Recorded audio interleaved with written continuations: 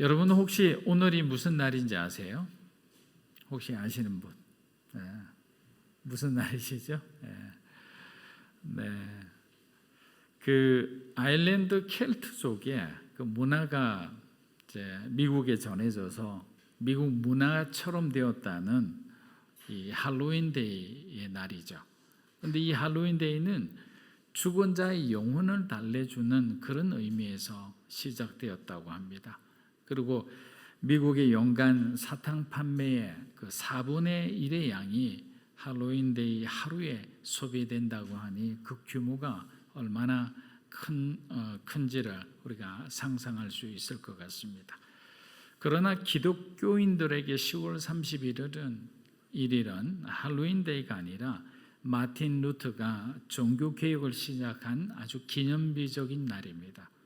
타락한 가톨릭 교회에 반하여서 프로테스탄트 교회의 시작을 알리는 이 개신교의 생일과도 같은 날이 바로 오늘인 겁니다. 그런데 안타깝게도 할로윈 데이는 기억을 하는데 종교개혁의 날을 기억하는 사람은 드뭅니다. 세상은 지금 귀신과 좀비와 유령이 등장하는 할로윈 데이에 열광하고 있습니다.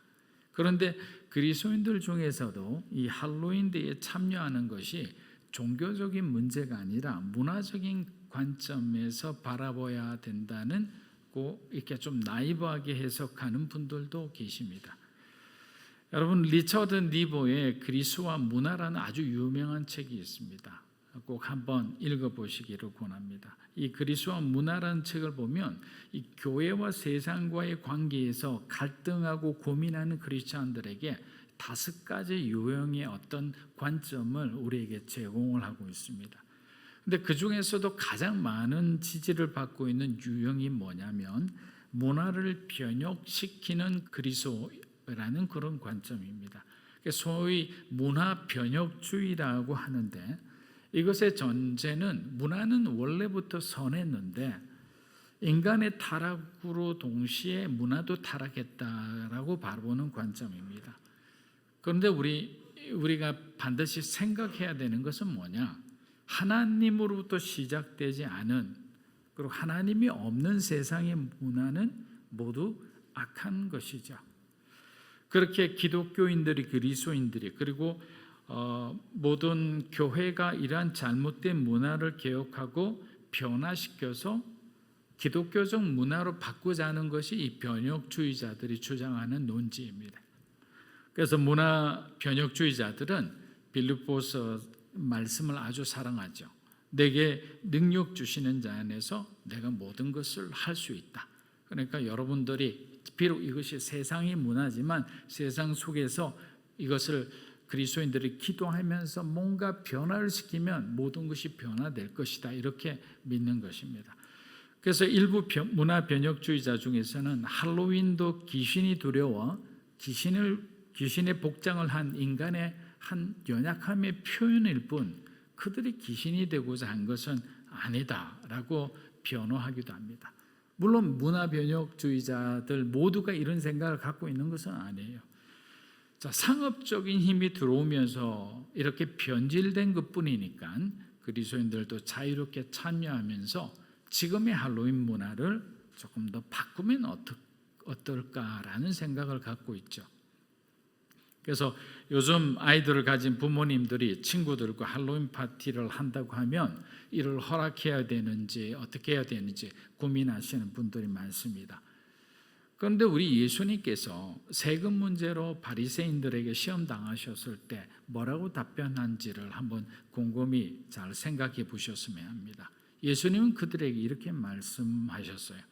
가이사의 것은 가이사에게, 하나님의 것은 하나님께 바치라. 자, 할로윈 데이가 하나님을 위한 행사라면 당연히 우리가 참여해야 되겠죠. 그런데 이상한 어떤 귀신의 형상이 그려진 그 가면을 쓰고 다니며 어떤 유령 흉내를 내는 것이 이게 정말 하나님 보시기에 기뻐하시는 행동인지 그것은 우리가 깊이 한번 생각해 보아야 될 문제라고 생각합니다. 믿지 않는 사람들이 할로윈 데이를 막 즐기는 것, 그것은 우리가 뭐라 할 필요가 없겠죠. 왜? 그들이 그리스도를 모르기 때문이에요. 그러나 적어도 그리스도인들은 하나님의 말씀에 기준하여 우리는 행동을 해야 되는 거죠. 그리고 하나님의 말씀의 기준에서 무엇이 옳은지 분별할 수 있어야 하는 거예요.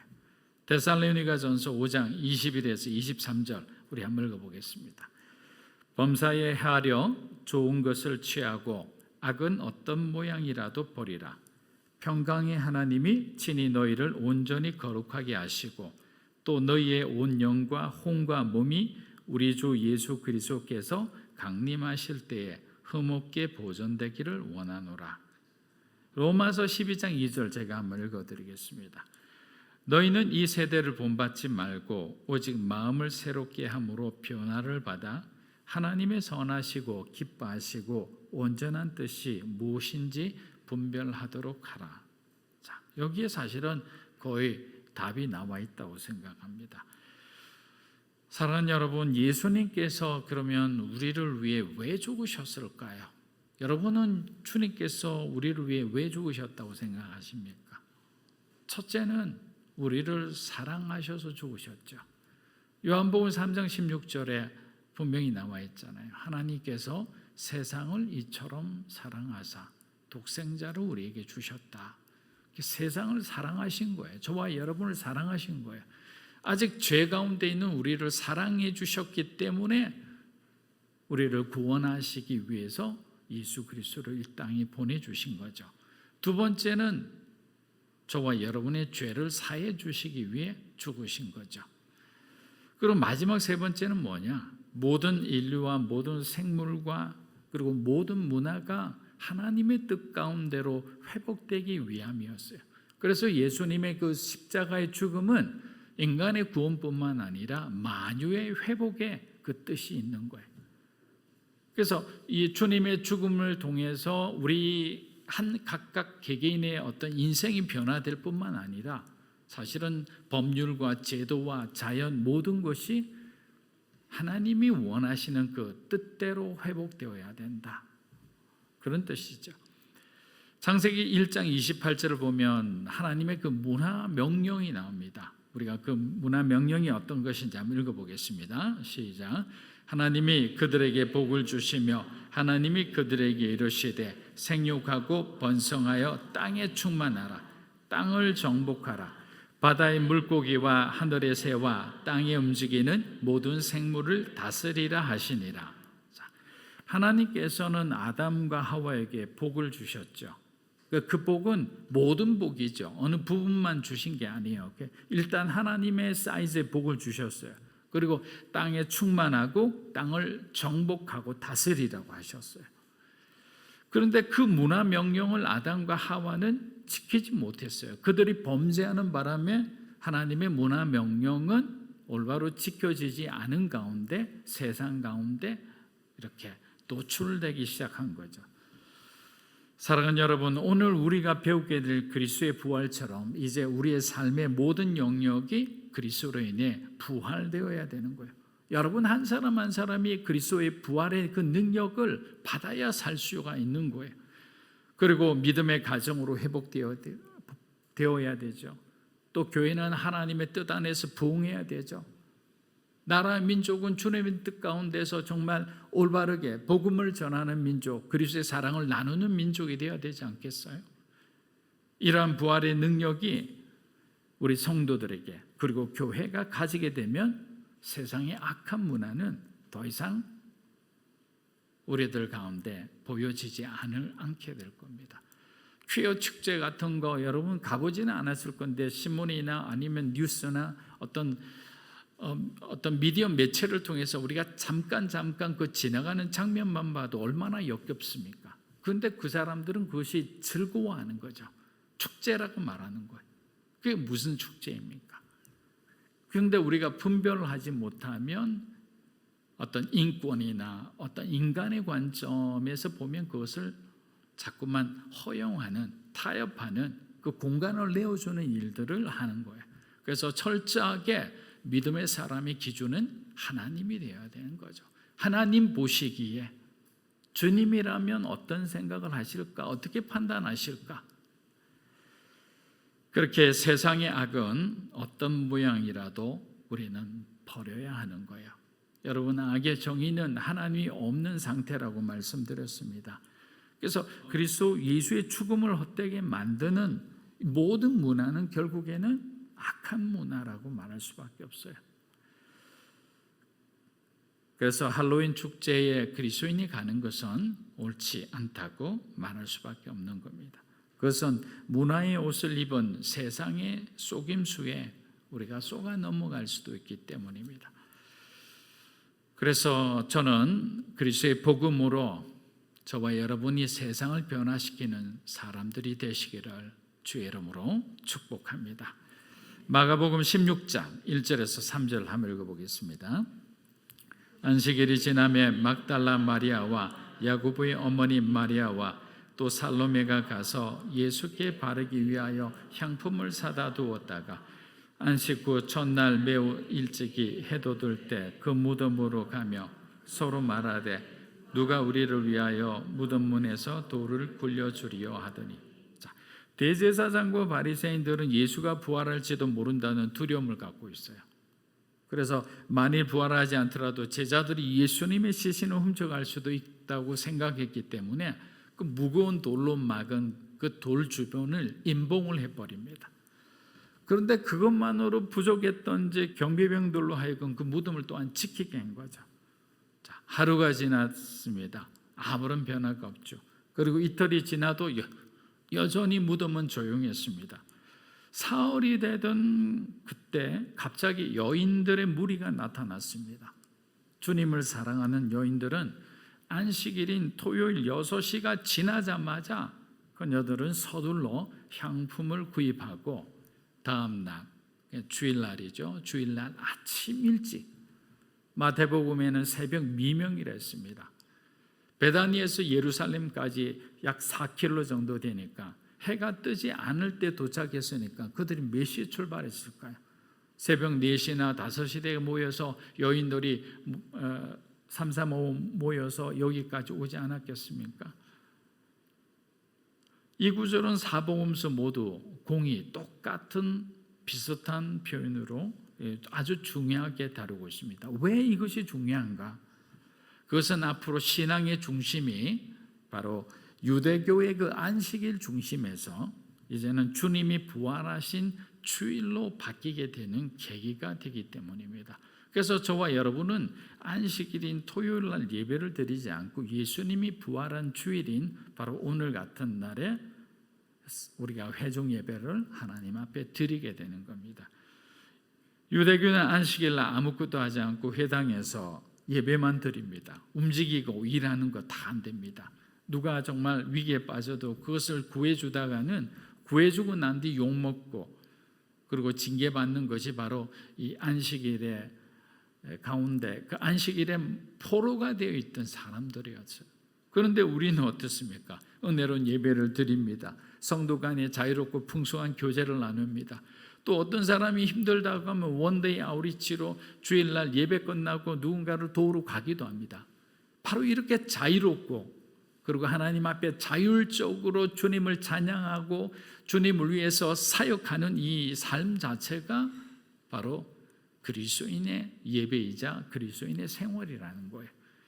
마가는 주님의 무덤을 찾은 막달라 마리아와 야고보의 어머니 마리아 그리고 살로메 이름을 정확하게 기록하고 있습니다. 여러분, 왜 마가가 그냥 세 여인이다, 여인들이라는 어떤 불특정한 어떤 사람 그런 어떤 표현으로 쓸 수도 있었는데 그들의 이름을 정확하게 표현한 이유가 뭔지 아십니까?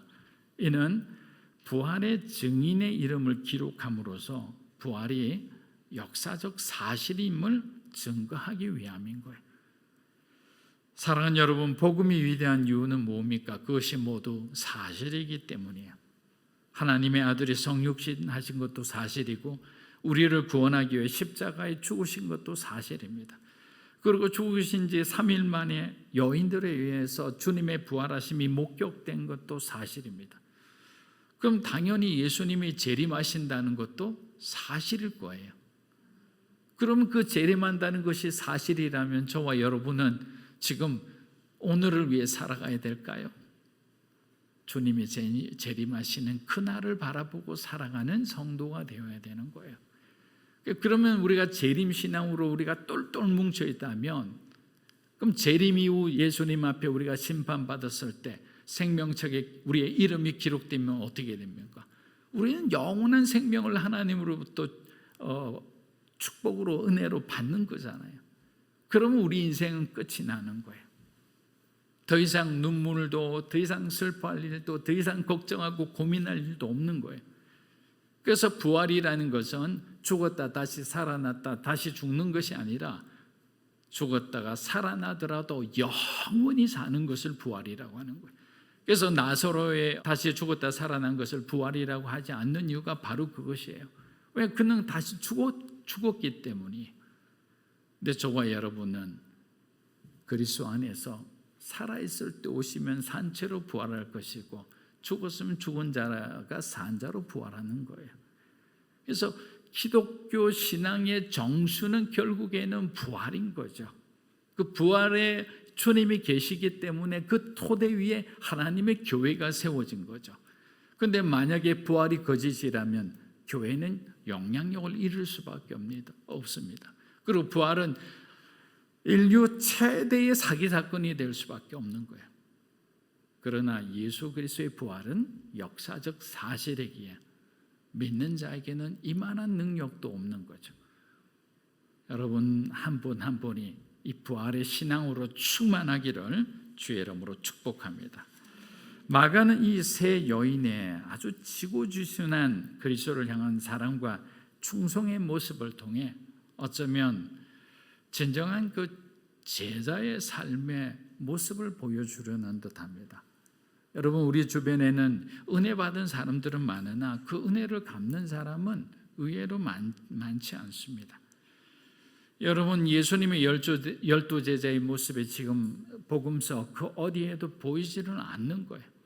3년 동안이나 주님 곁에서 그렇게 은혜 받은 자들이잖아요.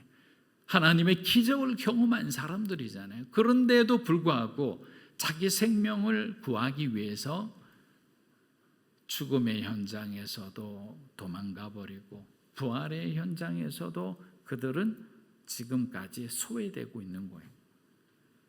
저와 여러분이 예수님이라면 그 제자들을 바라보면서 어떤 마음이 들었을까요? 인간적인 배신감에 아마 치를 떨었을 거예요. 너무너무 힘든 시간을 보냈을 거라고 생각합니다. 내가 그동안 어떻게 대해줬는데 가장 힘들고 어려울 때 떠나버리는 거예요. 그런데 그런 비겁하고 신의가 없는 사람에게 여러분은 기회를 주시겠습니까? 우리는 주지 않을 겁니다. 그러나 예수님은 다시 그들을 하나하나 불러서 그들에게 새로운 사명을 주시는 걸 볼 수 있습니다. 그런데 이제 보니까 여인들에게 이제 문제가 하나 생겼죠. 본문을 보니까 어떤 문제가 생겼습니까? 무거운 돌무덤의 문을 열어줄 남자들이 없는 거예요. 자, 그녀들이 돌문을 어떻게 열까 고민할 때 하늘과 땅이 만나는 아주 놀라운 기적이 일어납니다. 마태복음 28장 2절에서 5절입니다. 큰 지진이 나며 주의 천사가 하늘로부터 내려와 돌을 굴려내고 그 위에 앉았는데 그 형상이 번개 같고 그 옷은 눈같이 희거늘 지키던 자들이 떨며 죽은 사람과 같이 되었더라. 천사가 여자들에게 말하여 이르되 너희는 무서워하지 말라. 십자가에 못 박히신 예수를 너희가 찾는 줄을 내가 아노라. 자, 여러분, 우리는 늘 이런저런 걱정을 하지만 하나님은 그 문제에 대한 답을 항상 갖고 계세요. 그렇게 바울이 빌립보 교인들에게 권면한 말씀처럼 여러분 아무것도 염려하지 말고 모든 일에 기도와 간구로 여러분이 구할 것을 감사함으로 예수 이름으로 기도하세요. 그러면 모든 지각에 뛰어난 그 하나님의 평화가 여러분의 마음과 생각을 지키고 보호해 주시리라 믿습니다. 우리들의 마음과 생각에 이 평화가 깨어지면 문제가 아주 심각해집니다. 나쁜 생각, 나쁜 마음들이 계속 우리 마음에 들어와요. 부정적인 생각이 막 사로잡히게 되면 하나님을 향한 그 믿음, 이것조차도 가지기 힘든 그런 상태가 되어버리는 거예요. 그렇기 때문에 절대로 신앙생활할 때 여러분의 어떤 삶의 평화가 깨어지게 해서는 안 됩니다. 그런데 이 샬롬이라는 것은 뭐냐? 내가 먼저 사랑하고 내가 먼저 용서하고 내가 먼저 양보하고 내가 먼저 희생할 때 하나님으로부터 주어지는 은혜요, 특권이에요. 그래서 이 샬롬이라는 것은 어디에서 왔느냐? 예수님의 십자가로부터 나온 거예요. 이 십자가에서 예수님이 우리를 위해서 죽으셨을 때 하나님과 우리의 관계가 샬롬이 된 거죠. 막혔던 그 담이 무너지게 된 거예요. 그러니까 이 샬롬이라는 것은 그냥 주어지는 것이 아니고 둘 중에 한 사람은 죽어야 되는 거예요. 남편과 아내 중에 한 사람이 죽어야 샬롬이 있죠. 부모와 자녀가 대립하고 있을 때는 둘 중에 한 사람이 주님 앞에 죽어야 되는 거예요. 그러면 평화가 일어나는 거예요. 교회도 마찬가지입니다. 성도 간에 좋을 때도 있지만 어떨 때는 서로가 이렇게 의견이 충돌될 때는 또 마음이 서운할 때도 있거든요. 그런데 그 서운한 마음 가지고 평생 살다가는 여러분 신앙이 발전을 하지 않아요. 왜냐하면 하나님께서는 용서라는 어떤 장치를 만들어서 용서하지 않는 자에게는 평화를 주시지 않아요. 용서하지 않는 사람에게는 하나님이 기름 부음을 주시지 않는다고요. 그래서 7번에 7번씩 용서하라고 그러고 계속 용서의 메시지를 주잖아요. 어쩌면 성경은 용서의 이야기입니다. 하나님께서 우리를 용서한 이야기예요.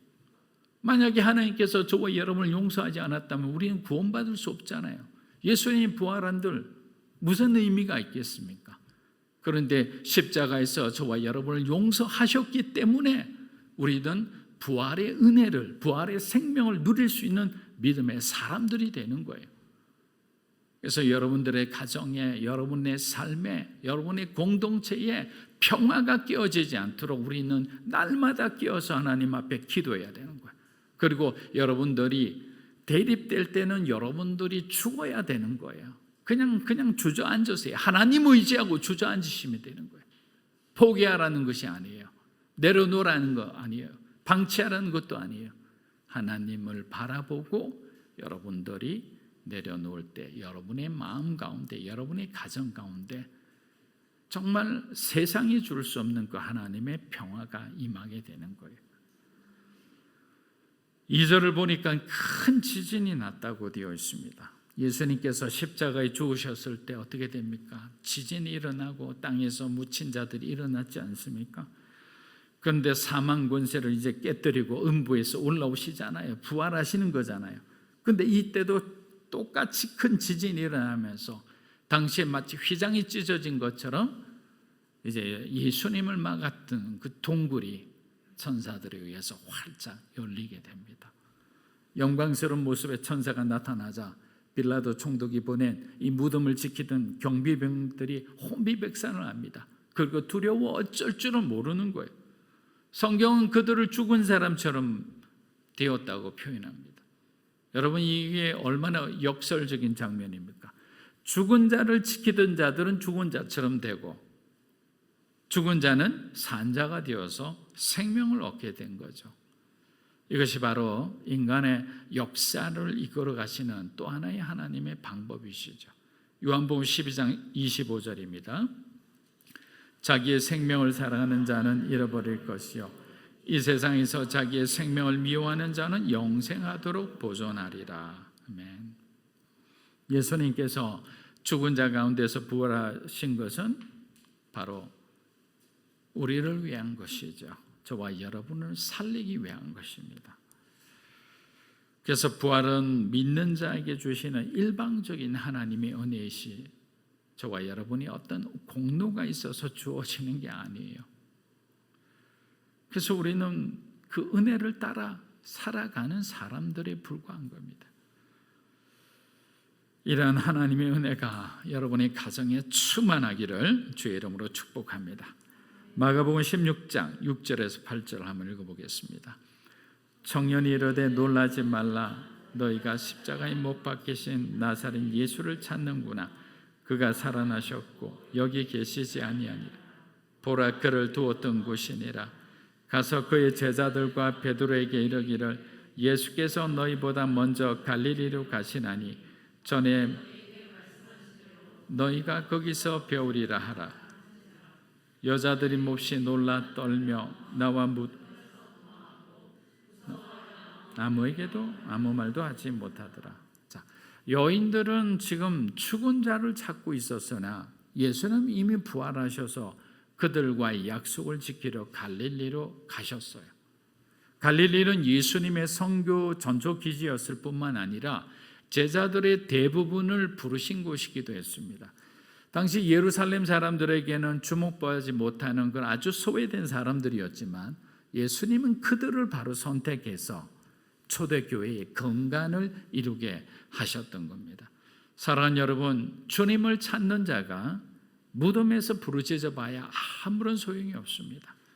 교회를 다니면서도 부활하신 예수님을 만나지 못한 사람들은 자기 생각에 파묻히고 세상에 파묻혀서 경건의 능력은 없고 경건의 모양만 남은 껍데기 같은 그런 신앙생활을 할 수가 있는 겁니다. 요한복음 14장 1절을 보면 예수님께서 제자들에게 너희는 마음에 근심하지 말라. 하나님을 믿으니 또 나를 믿어라 라고 하셨어요. 그리스도인들이 죽음을 두려워하지 않는 것은 뭡니까? 예수님의 부활이 있었기 때문이에요.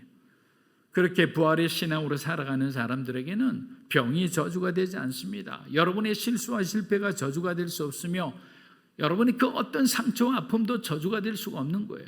왜? 부활하셨기 때문에. 그 모든 것을, 그 죽음의 권세도 이기신 분이 여러분에 있는 그 연약함을 담당해 주시지 않을까요? 해결되는 거예요. 그런데 문제는 그리스도 안에 있느냐 없느냐의 문제이지 하나님이 능력이 없는 것이 아니라는 것입니다. 그리스도를 위해 여러분들이 자원하여 불편한 삶을 살아가는 것, 여러분 그것은요 하늘의 보화를 쌓는 삶이에요. 여러분이 양보하는 것 주님이 다 알고 계세요. 여러분이 휴가를 떼어내서 정말 아우리치를 위해서 여러분들이 그 시간과 물질을 하나님 앞에 드리는 것 하나님 다 기억하고 계세요. 아무도 없는 날 교회를 위해서 여러분들이 와서 혼자 청소하고 여러분들이 정말 교회를 위해서 기도하는 것 사람들은 모르죠. 목회자도 모를 수 있어요. 그러나 하나님은 알고 계세요. 그렇게 우리가 불편한 듯 보이지 않는 곳에서 헌신하는 그 모든 것이 쌓이고 쌓여서 여러분의 인생 가운데 그것이 복이 되는 거예요. 사람도 그런 어떤 소식을 알게 되면 감동을 해서 어떻게 뭐라도 해주고 싶은 마음인데 하나님이 그것을 가만히 두시겠어요? 그래서 의인의 기도는 역사하는 힘이 큰 거예요. 그리고 하나님 앞에 정말 여러분들이 주신 그 하나님 주신 은사를 활용하면 그 은사가 어떻게 된다고 했어요? 학칙이 있는 자가 가르치면 그 학칙이 더할 것이오라고 했잖아요. 그렇게 하나님 앞에 주신 것을 우리가 흘려보내기 시작하면 시냇물 같은 그 축복이 나중에는 강물이 되고 바다같이 되는 거예요. 여러분 바다의 비전을 가지십시오. 그래서 오늘 여러분에게 주어진 가부의 2렙돈이라도 하나님을 위해서, 여러분 불쌍한 이웃을 위해서 정말 주님의 사랑이 머무는 곳에 우리가 아낌없이 흘려보내는 거예요. 여러분 태릉 그 아동센터에 우리가 가보면 소년 소녀 가장 아이들을 돌보고 있다고 합니다. 여러분 한번 생각해 보세요. 저는 가끔씩 TV나 어떤 장면에서 그런 모습들을 보면 마음이 너무 찢어질 듯 아파요. 부모님이 계셔야 되는데 부모님이 이혼했거나 돌아가신 분들이잖아요. 할아버지하고 같이 살아요. 겨울에 뭐 제대로 옷 입을 것도 없어요. 그래서 일찍 철드는 어린아이를 볼 때 가장 가슴이 아픕니다. 저는 어린아이는 어린아이다워야 되잖아요. 그런데 이미 철이 들어서 어른들이 걱정하는 것을 걱정하고 있잖아요.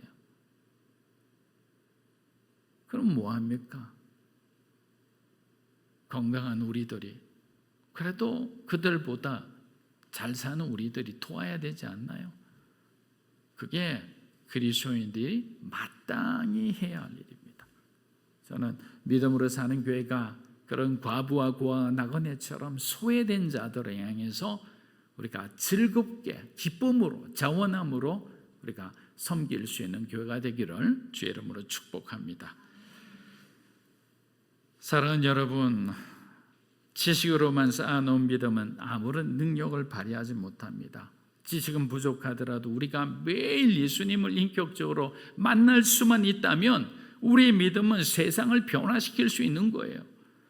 7절을 보면 천사가 베드로에게 큰 위로가 되는 말씀을 합니다. 천사는 여인에게 낙심한 베드로를 살리기 위해 예수님의 부활 소식을 베드로에게 전하라고 하는 거예요. 여러분, 얼마나 크신 하나님의 은혜입니까? 예수님 면전 앞에서 3번씩이나 부인한 베드로잖아요. 그런데 이처럼 예수님은 실패와 절망과 낙심 가운데 빠져있는 베드로 같은 우리들에게도 항상 먼저 찾아와 주시는 거예요. 그리고 말씀하시는 거예요. 두려워 말라, 내가 너와 함께함이니라. 놀라지 말라, 나는 너의 하나님이 됨이라. 내가 너를 굳세게 하리라. 내가 너를 참으로 도와주리라. 이사야서 이 41장 10절 말씀을 통해 우리를 위로하고 격려하고 다시 한번 일어설 수 있도록 붙들어 주시는 거예요. 사랑하는 여러분, 우리는 실패할 수밖에 없는 연약한 존재입니다. 그런데 우리가 마치 슈퍼맨처럼 생각하고 행동한다면 우리는 능력자이신 그 예수님의 은혜를 절대로 맛볼 수가 없는 거예요. 예수님을 사랑하고 섬기는 여인들의 마음과 모습을 한번 생각해 보세요. 그냥 그 감동 그 자체가 아닙니까? 그러나 안타깝게도 그녀들은 예수님을 사랑했지만 부활의 예수님을 알지 못했어요. 아직까지 부활의 예수님을 믿지 못하고 있어요. 그래서 부활의 능력을 경험하지 못한 채 신앙생활 하시는 분과 부활의 능력을 경험하신 분들의 삶은 180도로 달라질 수밖에 없어요. 능력 크리스찬의 삶을 살지가 못하는 거예요. 여러분, 성령 체험하시기를 축복합니다. 성령 체험하세요. 인격적인 하나님을 한번 만나보세요. 뭐 방을 하라 이런 말이 아니에요.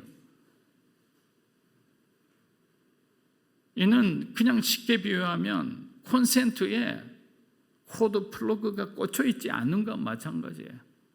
성령 충만한 사람은 꽂혀 있는 사람이에요. 그러면 냉장고도 돌아가죠. 여러분 젖은 머리도 말릴 수 있어요.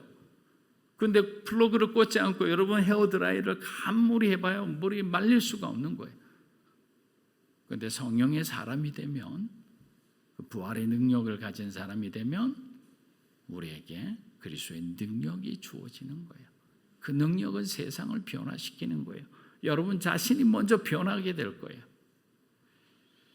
부활은 부인할 수 없는 역사적 사실입니다. 그래서 여러분은 우리가 믿는 신앙에 대해 당당했으면 합니다. 여러분, 복음을 전하면서 우리가 전하는 복음에 우리가 자신감이 없으면 상대방도 우리를 믿어주지 않아요. 그래서 전도할 때 어떻게 되느냐? 내가 믿는 그 하나님에 대한 자신감을 갖고 나아가야 되죠. 성령 하나님, 오늘도 도와주십시오. 내가 누구를 만날지 모르지만 그들에게 복음을 전할 때 성령 하나님께서 내 입을 열어주시고 내가 믿는 그 하나님을 당당하게 자신감 있게 전하게 도와달라고 하면 역사는 이루어지죠. 그 사람이 그럴 거예요. 저렇게 뭐가 저렇게 확신이 있을까? 부활은 새로운 신앙의 시작입니다. 지금까지 바리새인처럼 우리의 의와 신념과 전통에 의지해서 살아왔다면 이제 우리 모두는 은혜로 살아가는 법을 배웠으면 합니다. 죽을 수밖에 없는 죄인을 용서해 주신 부활하신 예수 그리스도의 은혜를 생각하며 하루하루 우리에게 주어진 주님의 사명을 실천하는 믿음으로 사는 교회 성도 여러분이 되시기를 주님의 이름으로 축복합니다. 아멘.